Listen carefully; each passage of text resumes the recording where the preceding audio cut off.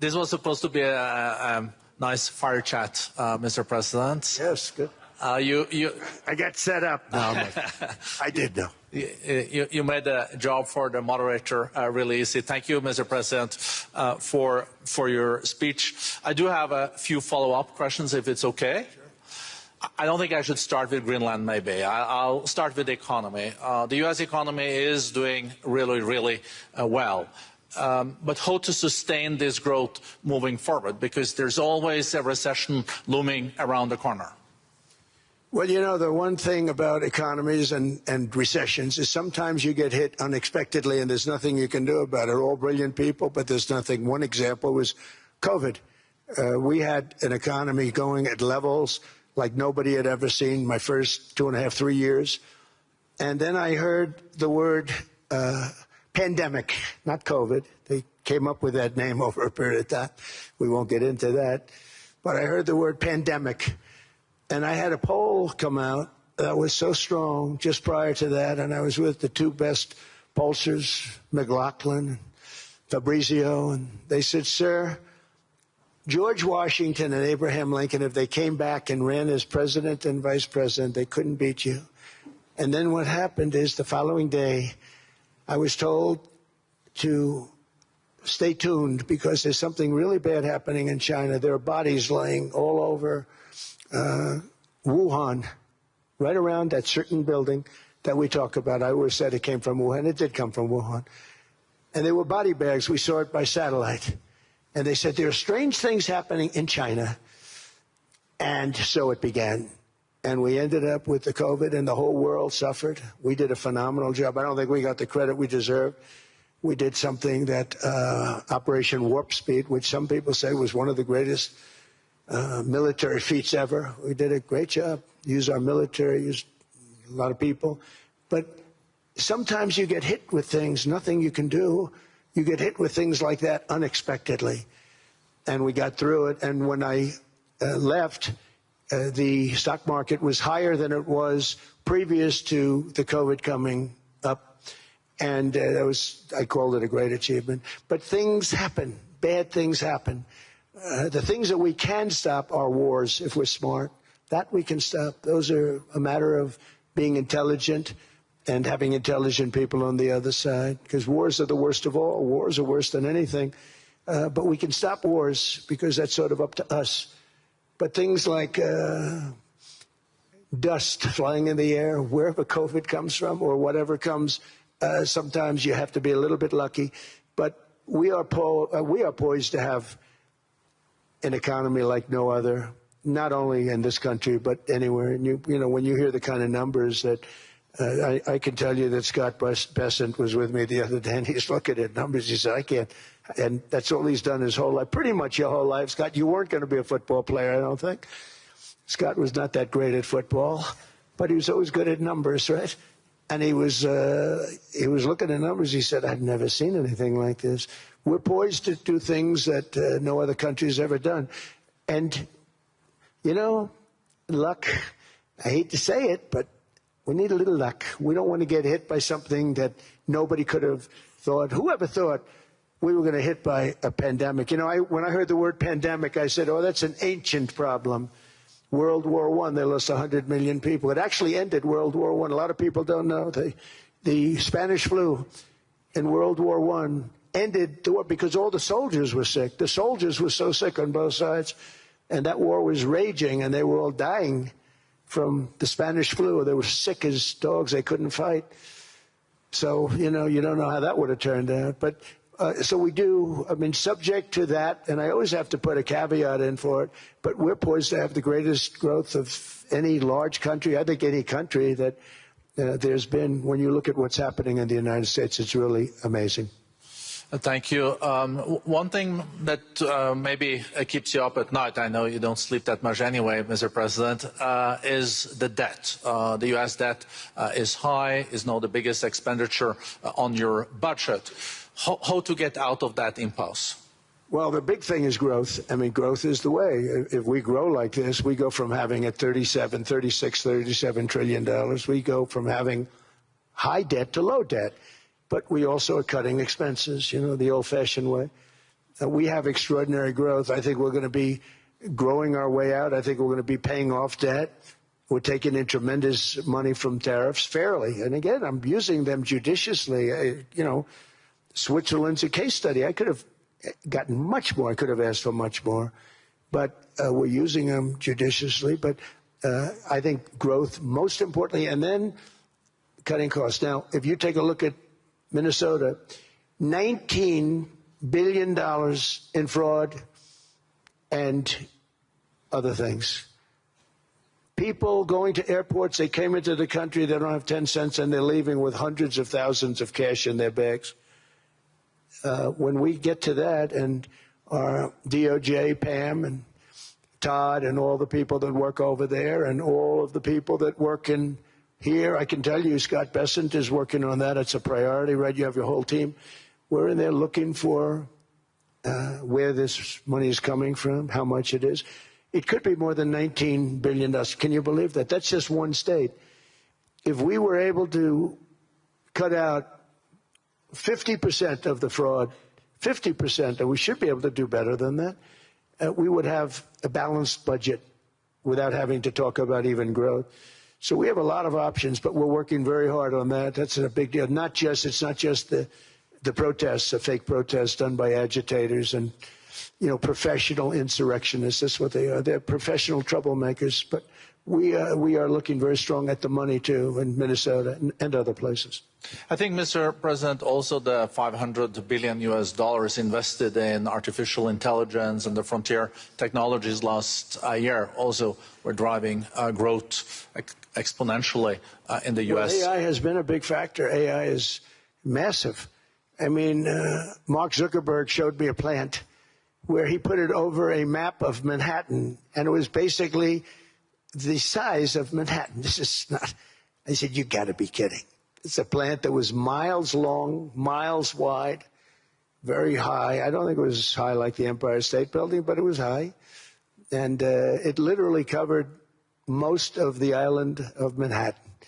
That's called a big plant. And, when I heard they're going to spend $50 billion building it, I said, if you spend $50 million, you can build a nice little shopping center. If you spend $500 million, you can build a good shopping center. But how do you spend $50 billion? When I looked at this thing, I said, you think you'll be able to do it for that? It's amazing when, some of the plants that I see, and I see them all, and again, so big as we're letting them build their own electric generation. This way we have no problem, and otherwise they'd be complaining. There'd be nobody able to be, we have an old grid system. And not only that, they're going to sell at a very cheap price the excess electricity that they create back into our grid. So that'll solve some problems for certain states that don't have enough electricity. We also know that on the AI, there is fierce competition between the U.S. as the largest economy in the world, 27% of the global GDP and 5% of the global population, not doing that badly, and China. And we know that competition is very tough on AI. I know you're heading to a state visit to China in April. How do you see the U.S.-China relationship moving forward? Are you able to combine this tough competition with also collaboration? So I've always had a very good relationship with President Xi and with President Putin. Talk about, the larger powers. But I've always had a very good relationship with President Xi of China. He's an incredible man. What he's done is amazing. He's highly respected by everybody. And I do now. I mean, now I have good. It was very severely interrupted by COVID. I used to call it the China virus, but he said, do you think you could use a different name? And I decided to do that because why should we have a problem over that? But I would do that, and they were. You're a true diplomat, huh? I became a diplomat for the first time. Well, who taught me that? Marco Rubio. He said, let me teach you about diplomacy. Hey, any guy that gets approved by 100% of the votes, think of it, he got liberal Democrats and radical right Republicans to approve him. He's the only one. The next one was lost 45 votes, right? But he got all 100 votes voting for him. And at first I wasn't happy about it. I said, wait a minute, I don't like that. And now it turns out that the Democrats probably wish they didn't do that. And Marco has been fantastic. Marco, stand up, please. You have done a great job as Secretary of State. He's going to go down as the best Secretary of State. And Scott, and we have Susie, who's the first female Chief of Staff, and she's the best Chief of Staff, too. And I see Howard Lutnick, who I know spoke, and Howard's fantastic. Some of the deals we're doing are great. And I want to pay particular attention because we have Chris. And Chris, you got up and spoke, I think. He's the #1 oil man in the world, because I was going to put Doug Burgum, who's fantastic. I don't know if Doug's here. Is Doug here?